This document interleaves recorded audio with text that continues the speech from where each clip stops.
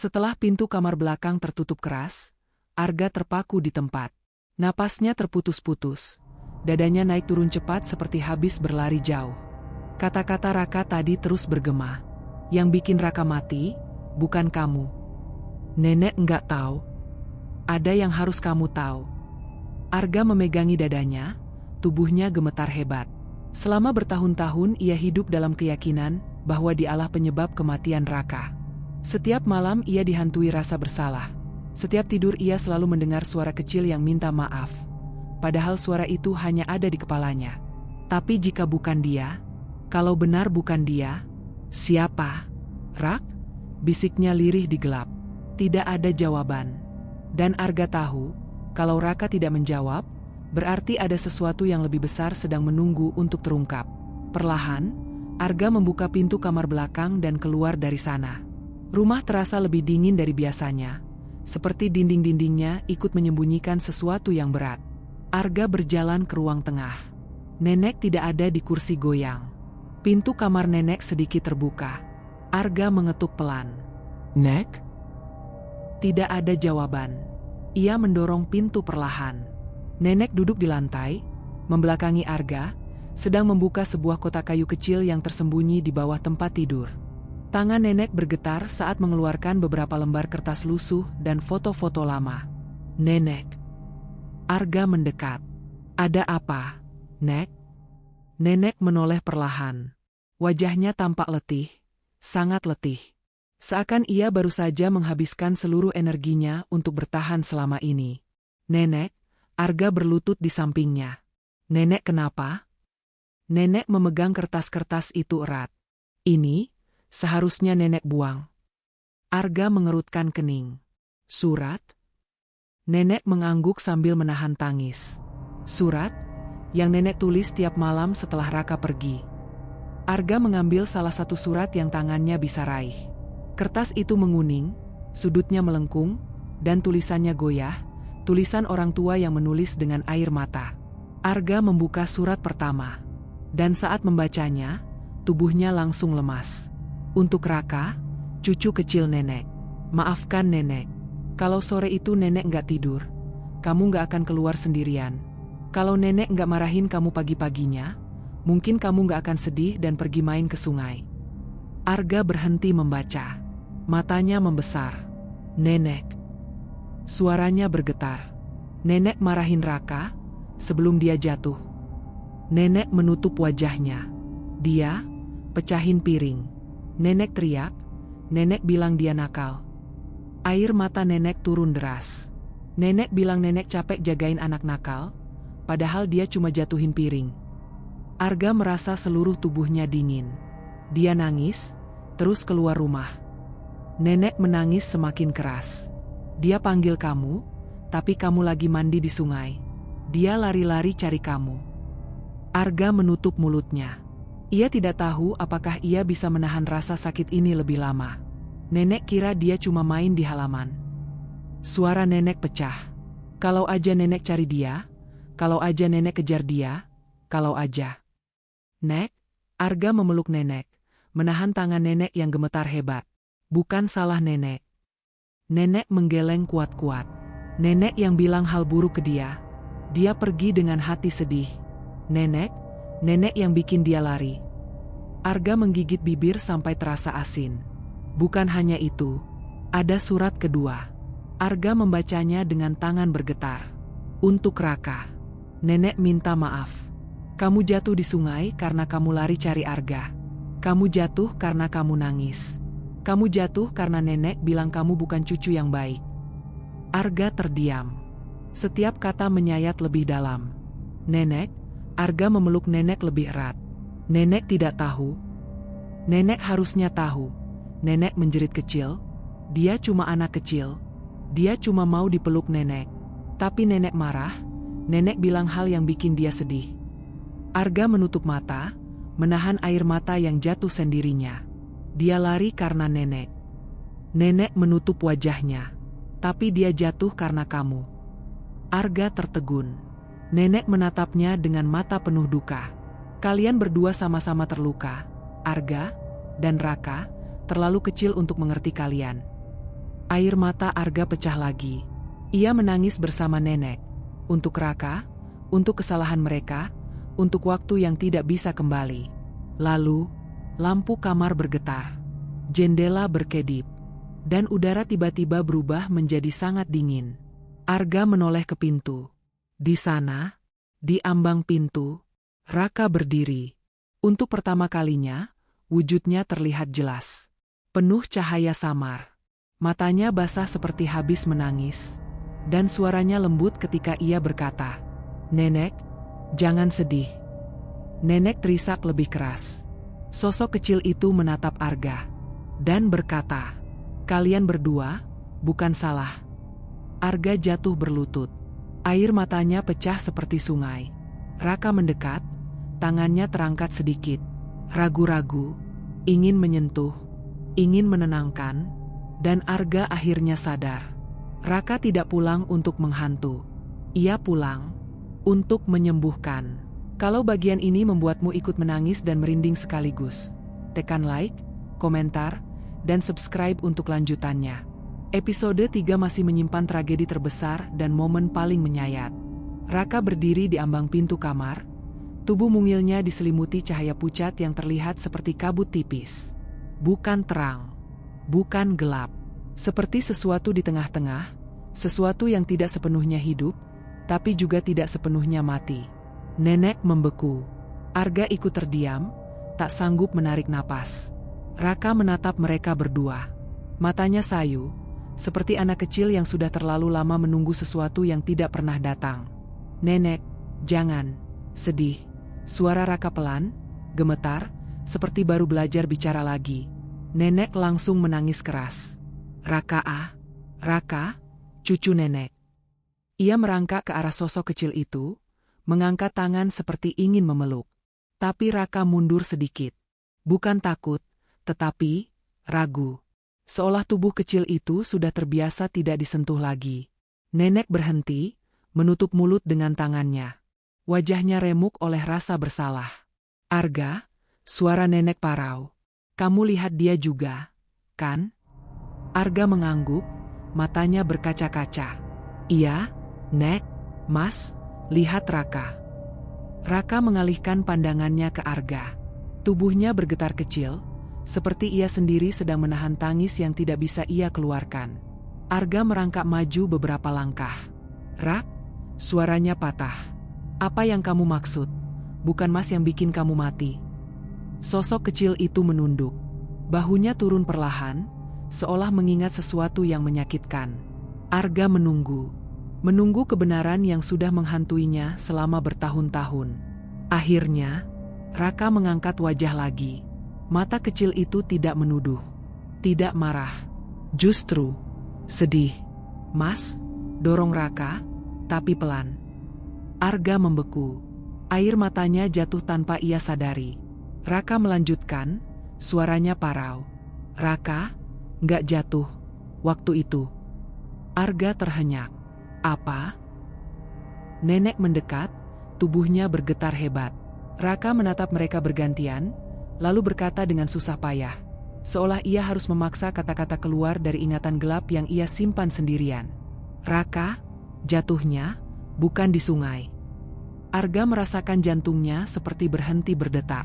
"Rak, kamu jatuh di mana?" Suaranya gemetar. Raka memundurkan diri sedikit, bahunya kembali bergetar. Ia menunjuk, pelan, ke arah pintu belakang rumah. Arga menatap ke sana, pintu kayu yang mengarah ke kebun bambu dan tepian sungai kecil di belakang. "Rak, kamu jatuh di luar?" Arga bertanya perlahan. Raka menggeleng. Ia menunjuk lagi, tapi kali ini ke arah yang berbeda, ke arah teras belakang rumah nenek. Tempat nenek biasanya menjemur pakaian. Tempat nenek berdiri sore itu, menurut surat yang ia tulis. Arga mengerutkan kening. "Rak, kamu jatuh di teras?" Raka mengangguk. Perlahan, sangat perlahan. Arga langsung memegang dadanya. Dadanya terasa seperti ditusuk dari dalam. "Nek," Arga menoleh. Nenek bilang, "Raka jatuh di sungai." Nenek menggigit bibirnya, wajahnya pucat. Aku Aku kira dia lari ke sungai. Arga memandang Raka. Rak, kalau kamu jatuh di teras, kenapa nenek nggak dengar? Raka menunduk. Dan saat sosok kecil itu membuka mulut, kata-kata yang keluar membuat rumah itu seolah berhenti bernapas. Raka, jatuhnya, karena lari, mau ke nenek. Nenek terhenyak. Air matanya tumpah deras. Raka, cucu nenek, kamu lari ke nenek? Suaranya pecah. Raka mengangguk perlahan. Matanya basah. Raka, takut nenek marah lagi. Suaranya serak kecil. Raka mau bilang, maaf. Arga menutup wajahnya, menangis keras. Nenek terjatuh berlutut. Tangannya menutup wajah, bahunya berguncang hebat. Ya Tuhan, Raka, maaf, maaf, maaf. Nenek menangis seperti seseorang yang kehilangan untuk kedua kalinya. Raka memandang nenek, dan untuk pertama kalinya, ia tersenyum kecil. Senyum sedih yang membuat hati Arga hancur. Raka, gak marah, Nek. Nenek histeris pelan.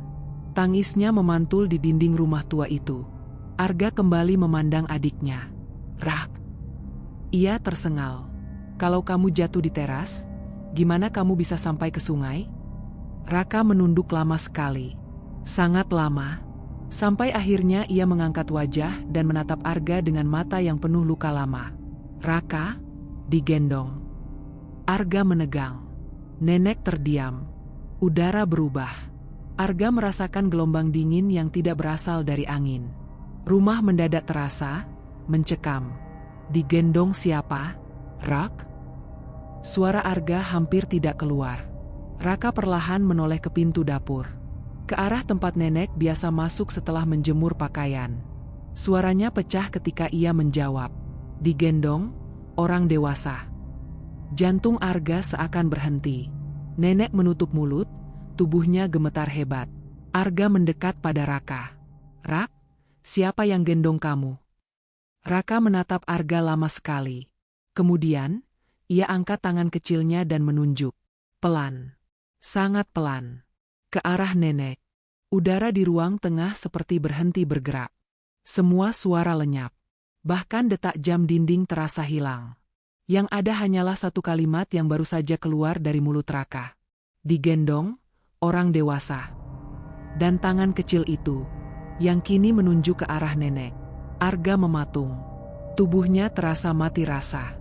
Seolah dunia berhenti hanya untuk memperdengarkan satu kalimat itu. Nenek? Suara Arga pecah. Nenek terjatuh ke belakang, menopang tubuhnya dengan kedua tangan yang gemetar tidak terkendali. Bukan nenek. Bibirnya bergetar hebat. Nenek? Nggak pernah. Nenek nggak akan. Arga memandang nenek, kemudian menatap Raka. Rak, kamu yakin? Suaranya serak. Raka tidak menjawab dengan kata-kata. Ia memundurkan diri setengah langkah, lalu mengangguk pelan. Sangat pelan, tapi pasti. Nenek menutup wajahnya dengan kedua tangan. Air mata jatuh, membasahi lantai kayu. Arga, nenek enggak mungkin. Suaranya pecah menjadi isak keputusasaan. Arga mendekat ke nenek, mencoba menenangkan. Nek, tenang dulu, kita tanya Raka baik-baik. Tapi nenek menggeleng keras. Matanya melebar. Arga, kamu harus percaya nenek. Nenek enggak mungkin nyentuh Raka dengan kasar. Nenek sayang dia. Dia cucu nenek. Arga memegang tangan nenek, agar ia tidak jatuh. Nek, Mas tahu nenek sayang Raka. Tapi Arga sendiri, dalam hatinya, merasa ada sesuatu yang janggal sejak dulu. Sesuatu yang sekarang, mulai menyatu dengan potongan-potongan ingatan yang pernah ia abaikan. Nenek terisak, meremas baju Arga. Arga, jangan biarin dia bilang begitu. Nenek enggak mungkin. Nenek enggak mungkin. Raka menunduk. Lalu ia berjalan perlahan, langkah kecil yang hampir tidak mengeluarkan suara. Ia berdiri dekat Arga dan nenek, namun tetap menjaga jarak seakan takut mendekat terlalu jauh.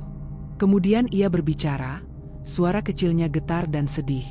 Nenek, nggak sengaja. Nenek menegakkan tubuh seketika.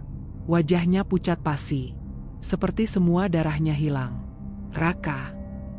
Nenek terisak. Jangan bilang apa yang nenek takut kamu bilang." Raka mengusap mata kecilnya, meskipun air mata itu tidak mengalir seperti manusia. Lalu perlahan, dengan suara yang nyaris putus, ia berkata, "Nenek dorong, Raka." Arga membeku, mulutnya terbuka, tapi tidak ada suara keluar. Nenek jatuh berlutut lagi, kedua tangan memegang kepalanya. Tidak, itu enggak benar. Itu enggak benar." Raka menggeleng, bukan marah, bukan menuduh. Ia hanya terluka.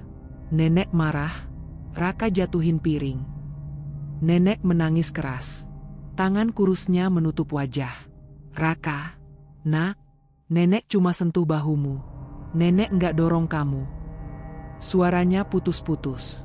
"Nenek cuma mau kamu berhenti lari. Nenek cuma mau kamu dengar." Arga menatap Raka dengan tubuh gemetar. "Rak, nenek dorong kamu? Beneran?" Raka menatap Arga dengan mata sendu. Lalu ia menunjukkan dengan gerakan tangan kecilnya. Dorongan, lemah, kecil, seperti mendorong seorang bocah agar berhenti lari. Arga tersengal. Raka melanjutkan. Raka jatuh di tangga teras. Nenek histeris. Arga merasa dunianya runtuh. Ternyata bukan sungai, bukan kemarahan Arga. Raka jatuh di tangga rumah, tersandung karena dorongan kecil dari nenek yang kehilangan kesabaran. Raka memejamkan mata kecilnya dan berkata lirih, "Raka, kejedot, Mas." Arga memegangi kepala. Ia tidak bisa bernapas. Nenek merangkak maju, mendekati Raka. "Maafkan nenek, maafkan nenek. Nenek enggak sengaja. Nenek enggak tahu kamu jatuh begitu keras. Nenek enggak tahu kamu pingsan." Suaranya hancur, kosong, tak punya arah. Raka mundur setengah langkah. Tubuh kecil itu gemetar. Bukan takut, bukan membenci, tapi karena ingatan itu menyakitinya. Arga menatap Raka, matanya merah. "Rak, kamu masih lari nyari Mas, ya?" Setelah itu, Raka mengangguk. Arga memejamkan mata. Raka jatuh, pingsan, bingung, sakit. Dan dalam kondisi seperti itu, ia masih mencoba mencari Arga. Untuk minta maaf, untuk peluk, untuk bilang ia nggak mau dimarahi Mas. Arga menangis keras. Nenek menjerit kecil. "Raka, nenek sayang, nenek cinta kamu, nenek nggak sengaja." Ia meraih udara kosong, berharap bisa menyentuh cucunya. "Kenapa kamu nggak bilang dari dulu, Nak?" Raka menatap nenek. Lalu, untuk pertama kalinya sejak ia muncul di rumah itu, ia tersenyum kecil. Sedih, rapuh, tapi tulus. "Raka, nggak mau." Nenek sedih. Nenek tersungkur di lantai. Arga memeluk nenek erat. Dan Raka hanya berdiri di sana, tubuhnya bersinar redup, melihat dua orang yang paling ia sayangi. Dua orang yang saling menyalahkan diri sendiri. Pada malam ketika akhirnya semua kebenaran muncul. Setelah pengakuan itu, tak ada yang bergerak, tak ada yang bicara. Rumah nenek yang biasanya dipenuhi suara kayu berderit dan angin malam kini tenggelam dalam keheningan yang terasa seperti menahan napas. Nenek menangis di lantai, tubuhnya membungkuk, tangan gemetar memegang udara kosong yang ia harap adalah tubuh kecil cucunya. Arga berdiri di sampingnya, pucat, lemah, dan untuk pertama kalinya, ia menyadari bahwa selama ini bukan hanya dirinya yang terluka. Raka berdiri di depan mereka. Tubuh mungil itu diselimuti cahaya lembut yang bergetar halus. Ia bukan terlihat menyeramkan, ia terlihat seperti anak kecil yang terlalu lama menahan beban yang bukan miliknya. Arga menatap Raka dengan mata basah. "Rak, kenapa kamu nggak bilang dari dulu?" Suaranya pecah. Raka menunduk, ujung kakinya bergerak kecil, seperti anak kecil yang salah langkah dan takut dimarahi. "Mas, sibuk." Kalimat itu menghantam Arga seperti pukulan. "Rak, Mas sibuk main, bukan ngurus kamu." Arga menjerit. "Mas jahat, Mas egois. Kamu jatuh. Kamu kesakitan, tapi kamu masih cari Mas. Raka tak bicara. Ia hanya mengusap mata kecilnya, gerakan yang menyakitkan hati Arga lebih dari apapun. Nenek merangkak mendekat, berusaha memegangi lutut Arga. Arga, jangan begitu, kamu masih kecil waktu itu, kamu nggak ngerti. Arga menggeleng keras. Justru itu, Nek, justru itu. Air matanya jatuh. Raka cuma mau ditemenin Mas, tapi Mas malah ninggalin dia tiap hari. Raka mengangkat kepala, memandang Arga dengan tatapan yang tidak sepantasnya dimiliki anak seusianya, tatapan yang penuh luka. Arga terisak. Rak, waktu kamu jatuh, kamu nangis, ya? Raka diam. Tapi sikunya terangkat sedikit, seperti mencoba menghapus air mata yang tak lagi mengalir. Arga menggenggam rambutnya sendiri, menahan rasa sakit. Rak, kamu sendirian, ya? Ada jeda panjang. Kemudian Raka mengangguk. Hanya sekali. Tapi itu cukup untuk menghancurkan Arga. Nenek menangis lebih keras. Arga merangkak mendekat ke Raka, air matanya jatuh ke lantai kayu. Rak, waktu kamu jatuh, kamu panggil siapa? Raka membuka mulut. Dan dengan suara yang pecah, ia berkata, Mas. Arga langsung jatuh bersimpuh. Tubuhnya bergetar hebat, seolah tulangnya tak mampu menahan berat penyesalan yang menghantam dari segala arah. Rak, maaf. Maaf. Maaf. Ia tidak berhenti mengulang kata itu sambil menunduk, memeluk udara kosong yang terasa seperti kekosongan masa kecilnya. Tapi sesuatu menyentuh rambut Arga. Pelan, kecil, hangat. Arga mendongak. Raka berdiri tepat di depannya. Wujudnya lebih jelas. Cahayanya lebih lembut. Senyumnya kecil, tapi hancur. Dengan tangan mungilnya, ia mengelus kepala Arga, seperti anak kecil yang mencoba menenangkan kakaknya. Mas, jangan nangis. Arga menangis lebih keras lagi. Nenek menutup mulutnya, tubuhnya gemetar tak terkendali. Raka menambah pelan. Raka, cari Mas, waktu jatuh. Arga mengulurkan tangan perlahan, bergetar hebat. Rak, boleh Mas pegang kamu? Nenek menahan napas. Arga menunggu. Seketika, dunia seolah berhenti. Raka menatap tangan Arga. Ragu, takut, terluka, tapi ingin. Akhirnya, ia mengangkat tangan kecilnya. Perlahan, pelan, dan untuk pertama kalinya sejak kematiannya. Raka menyentuh tangan Arga. Tidak sepenuhnya. Tidak sehangat manusia hidup. Tapi cukup untuk membuat Arga merasakan bahwa Raka pernah hidup. Bahwa Raka pernah menunggu. Bahwa Raka pernah sangat menyayanginya. Arga bergetar. Ia menutup mata sambil memeluk tangan itu dengan hati-hati, takut kalau tekanan sedikit saja akan membuat Raka menghilang. Rak, suaranya hampir tidak terdengar. Mas sayang sama kamu. Mas benar-benar sayang. Sampai sekarang. Raka mendekat setengah langkah. Tubuhnya samar, tapi jelas mengarah kepada Arga. Kemudian ia berbisik. Mas. Raka, nggak salahin Mas. Arga jatuh bersimpuh lagi. Nenek tersungkur menangis. Dan untuk pertama kalinya sejak tragedi itu terjadi, rasa bersalah Arga, pelan-pelan, berubah menjadi sesuatu lain. Rasa ingin menebus. Raka memundurkan diri sedikit. Lalu ia berkata hal yang membuat suasana berubah lebih mencekam. Tapi, ada yang nenek belum bilang. Arga menoleh cepat. Nek? Nenek terdiam. Matanya membesar. Raka menunjuk ke arah pintu belakang rumah. Arga merinding. Rak, apa maksudmu? Sosok kecil itu menatap Arga. Luka, rindu, dan ketakutan bercampur jadi satu. Dengan suara kecil yang hampir hilang, ia berkata, Raka, nggak mati, waktu jatuh. Arga membeku. Nenek membeku. Rumah menjadi hening seperti kuburan. Raka, masih hidup, waktu nenek gendong. Arga tersentak keras. Nek? Nenek jatuh terduduk, mulutnya terbuka tanpa suara. Raka menatap mereka dengan air mata yang tidak jatuh. Dan kalimat terakhir yang keluar dari bibir kecilnya menghancurkan segalanya. Raka, mati, di jalan, waktu mau ke rumah sakit. Kalimat itu jatuh seperti petir yang menghantam dada Arga dan nenek sekaligus. Raka mati, di jalan, waktu mau ke rumah sakit. Arga memegangi mulutnya. Nenek terjatuh ke belakang, tubuhnya limbung seperti kehilangan seluruh tenaganya. Nenek, Arga mendekat, memegang bahu nenek yang gemetar. Nenek, apa maksudnya? Di jalan? Nenek menggeleng pelan, tapi matanya kosong. Seperti sedang melihat masa lalu yang berusaha ia kubur dalam-dalam.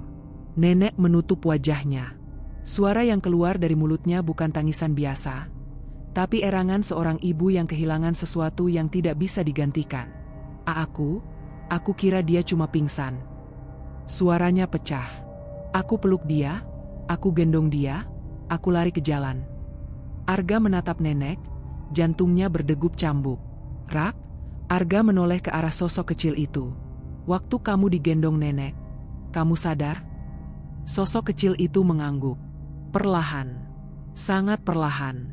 Arga menutup mulut, air matanya jatuh tanpa bisa dicegah. Nenek mulai bercerita, suaranya hancur dan bergetar.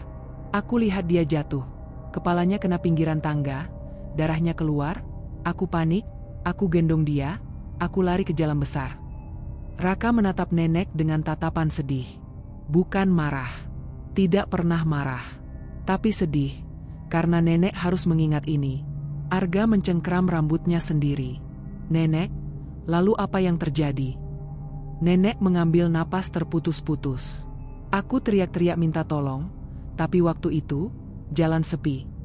Arga menelan ludah yang rasanya seperti belati.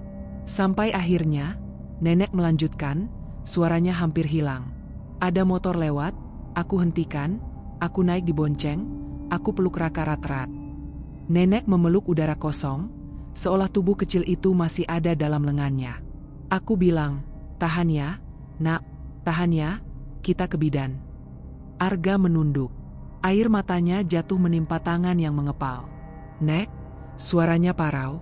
Nenek butuh beberapa detik untuk melanjutkan. Di depannya, Raka menatap dengan mata basah, walau tidak ada air mata yang jatuh dari wajah samar itu. Sampai tiba-tiba, nenek memejamkan mata. Sampai tiba-tiba, tubuhnya makin dingin. Dan dia bilang, Nek, takut. Suaranya pecah jadi isak. Arga tidak sanggup berdiri lagi. Ia jatuh berlutut. Nenek peluk dia lebih kenceng. Aku bilang, Nenek di sini, nak, jangan tidur. Jangan tidur. Nenek menangis. Arga menangis. Raka berdiri diam. Tidak bergerak. Hanya mendengarkan. Nenek meletakkan tangannya di dada, seolah masih bisa merasakan tekanan tubuh kecil itu. Lalu, Raka mulai nafasnya pendek. Sangat pendek. Raka bilang, Mas. Aku bilang, Mas. Arga menyusul, nanti kamu ketemu Mas. Arga memukul lantai dengan kepalan tangannya, menahan rasa sakit yang tak tertahan. Nenek, jangan bilang. Nenek mengangguk dengan air mata mengalir tanpa henti. Dia tersenyum. Dan, dia berhenti bergerak. Saat mengucapkan itu, nenek seperti kehilangan separuh jiwanya. Arga menunduk. Dipukul oleh kebenaran yang lebih kejam dari apapun yang pernah ia bayangkan. Bukan ia yang membuat Raka mati. Bukan dorongan itu, bukan bentakan itu. Yang membuat Raka mati adalah dia dalam perjalanan mencari pertolongan. Dalam pelukan nenek, dengan nama Arga sebagai kata terakhirnya. Arga menangis keras. Nenek menangis sampai suaranya hilang. Dan Raka pelan-pelan mendekat. Ia menyentuh bahu Arga. Sentuhan kecil yang membuat Arga tersentak. Bukan karena takut, tapi karena rasa sayang yang begitu perih. Rak, Arga terisak. Kamu, panggil Mas, sebelum kamu pergi. Raka mengangguk kecil. Dan dengan suara yang begitu lembut, begitu rapuh, ia berkata, Raka, cari Mas, karena Raka, sayang Mas. Arga langsung memeluk udara itu, memeluk ruang kosong di mana Raka berdiri, walau yang ia rasakan hanya sedikit hangat dari dunia yang seharusnya sudah lama meninggalkan anak itu. Mas juga sayang kamu, Ra. Mas sayang kamu dari dulu, dari sebelum semua ini, dari sebelum Mas bisa ngomong. Nenek menunduk, wajahnya basah air mata. Arga menatap nenek. Nenek. Air matanya mengalir lagi. Kita berdua nyakitin dia, ya? Nenek mengangguk, lemas. Ya, nak. Suaranya pecah. Kita berdua salah. Kita berdua gagal jaga anak kecil ini. Raka menggeleng. Raka, gak salahin siapa-siapa. Arga menutup mulut, bahunya bergetar. Dan kemudian, cahaya di sekitar Raka mulai berubah. Sama, lembut, hangat. Bukan seperti hantu. Bukan seperti bayangan menyeramkan. Tapi seperti anak kecil, yang akhirnya siap bicara tentang luka terakhir yang ia simpan. Raka menatap Arga, menatap nenek, dan berkata, "Tapi Mas, Raka pulang, bukan buat bilang itu." Arga menoleh cepat. "Nek." Arga berbisik. Dia mau bilang apa lagi? Raka memundurkan diri sedikit. Wajahnya menegang, seperti ada sesuatu yang berat, yang belum ia sampaikan. "Raka pulang, buat Mas." Arga menegang. Nenek terdiam. Raka menatap Arga, mata kecilnya bergetar. "Karena Mas, yang belum selesai." Setelah mengucapkan kalimat itu, "Karena Mas, yang belum selesai." Raka berdiri diam. Wajah kecilnya terlihat rapuh. Cahayanya bergetar pelan, seperti nyala lilin yang hampir padam. Arga merasakan jantungnya turun ke perut. Ia tahu, apapun yang akan Raka katakan selanjutnya akan menjadi kunci dari semua yang selama ini menghantuinya. Arga melangkah mendekat. "Rak, apa yang belum Mas selesaikan?" Suaranya gemetar, nyaris patah. Raka menatap Arga lama. Mata kecilnya penuh rindu, penuh luka, tapi juga penuh kasih. Kasih yang tidak berhenti bahkan setelah kematian. Perlahan, Raka mengangkat tangan mungilnya dan menunjuk dada Arga, tepat di atas jantung. Arga tertegun. Raka mendekat sedikit. Suaranya lembut, hampir seperti embusan angin. "Mas, masih benci diri sendiri?" Arga tersentak. Air matanya langsung turun deras. "Enggak, Rak, Mas." Raka menggeleng. "Mas, masih mimpi buruk. Mas masih takut. Mas masih nyalahin diri sendiri." Arga memejamkan mata. Semua mimpi buruk, semua ketakutan, semua rasa bersalah bertahun-tahun melayang kembali ke permukaan. Helaan napas kecil Raka terdengar lagi. "Mas, belum maafin Mas." Arga terdiam, membeku, dan seketika ia runtuh. Ia jatuh berlutut, tangannya menutupi wajah. Tubuhnya bergetar hebat. "Ra, Mas nggak bisa maafin diri sendiri. Mas bikin kamu jatuh. Mas bikin kamu takut. Mas bikin kamu lari. Mas bikin kamu nangis. Mas." "Tidak." Suara nenek memotong tajam. Nenek merangkak maju, memegang bahu Arga dengan kuat. "Arga, kamu cuma anak kecil waktu itu. Yang salah bukan hanya kamu." Raka lari karena nenek marah, bukan karena kamu. Arga menangis lebih keras. "Tapi, Mas beneran dorong dia." Nenek menggeleng, memaksakan senyum sambil menangis. "Doronganmu gak bikin dia mati, Nak. Yang bikin dia mati adalah takdir dan waktu." Arga menunduk, tubuhnya luruh. Tiba-tiba, Arga merasakan sesuatu menyentuh pipinya lagi. Tangan kecil, hangat, ringan. Arga mengangkat kepala. Raka berdiri tepat di depannya. Untuk pertama kalinya, Arga melihat wajah Raka. Bukan sebagai arwah, bukan sebagai bayangan, tapi sebagai anak kecil yang ia kenal dulu. Pipi halus, mata bulat, senyum kecil yang pemalu, dan tubuh mungil yang pernah ia gendong. Raka tersenyum lembut. Senyum yang tidak akan pernah Arga lupakan lagi. "Mas." "Raka, gak apa-apa." Arga menutup mulutnya, tersedak air mata. Raka melanjutkan. Yang bikin Raka sedih, cuma satu. Arga menatap penuh luka. Apa, Ra? Raka menatap matanya dalam-dalam. Mas pergi, jauh, lama. Arga terhenti. Tubuhnya melemas. Ia baru tersadar. Penyesalan Raka bukan kematiannya. Bukan dorongan itu. Bukan teras. Bukan jalan.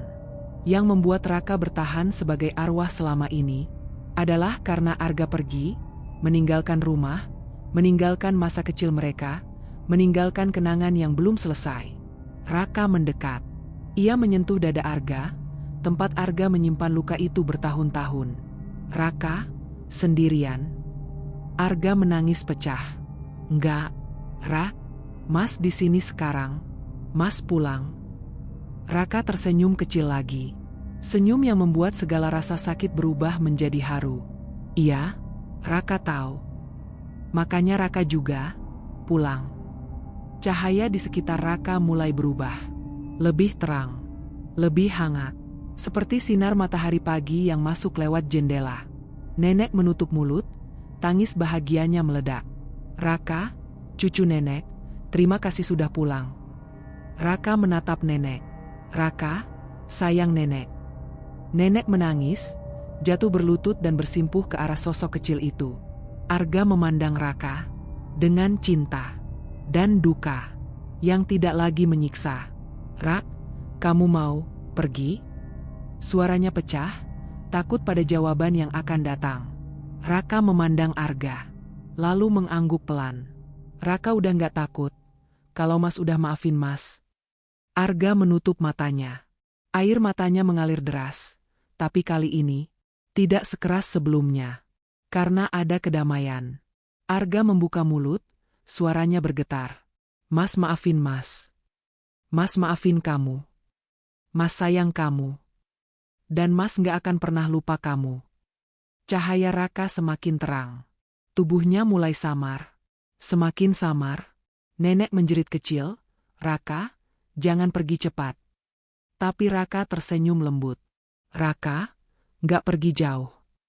Raka cuma istirahat. Arga menangis sambil tersenyum tipis. Raka menatap mereka berdua. Untuk terakhir kalinya. Dan dengan suara paling lembut yang pernah ia keluarkan. Terima kasih, udah nyari Raka. Raka pulang, buat Mas. Tubuh itu perlahan memudar. Cahayanya meredup. Menjadi serpihan kecil seperti debu cahaya yang naik perlahan ke atas. Hingga akhirnya, Raka hilang. Diam. Tenang. Pulang. Nenek memeluk Arga. Arga memeluk nenek. Dan untuk pertama kalinya sejak tragedi itu terjadi, rumah nenek terasa benar-benar hangat. Raka tidak lagi menunggu. Tidak lagi takut. Tidak lagi sendirian. Ia sudah pulang. Pulang sepenuhnya.